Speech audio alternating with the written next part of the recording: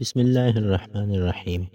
حضرت خیثمہ بن عبد الرحمن فرماتے ہیں، ہم حضرت حذیفہ رضی اللہ عنہ کے پاس موجود تھے۔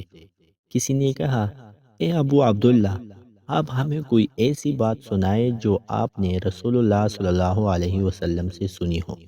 آپ نے فرمایا، اگر میں نے ایسا کیا تو تم لوگ مجھے رجم کر دو گے۔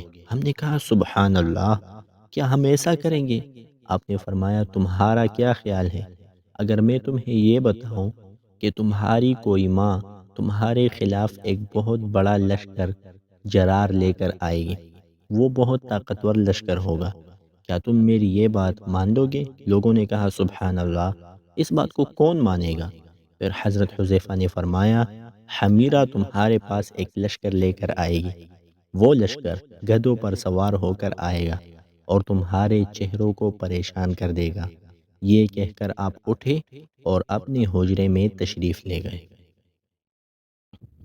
عائذ اللہ خولانی سے مروی ہے کہ حضرت حذیفہ رضی اللہ عنہ نے فرمایا، اللہ کی قسم، آج سے لے کر قیامت تک آنے والے فتنوں کے بارے میں سب سے زیادہ علم میں رکھتا ہوں۔ اس کی وجہ یہ نہیں کہ حضور صلی اللہ علیہ وسلم جو باتیں مجھے بتاتے وہ کسی اور کو نہیں بتاتے، بلکہ اصل بات یہ ہے کہ رسول اللہ صلی اللہ علیہ وسلم نے ایک مجلس میں فتنوں کے بارے میں گفتگو فرمائی۔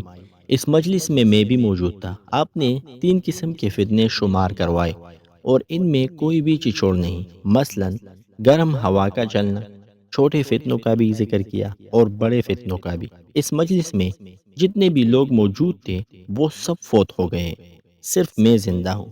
اسی لیے میں نے کہا ہے کہ فتنوں کے بارے میں آج مجھ سے زیادہ کوئی نہیں جانتا۔ سبحان اللہ۔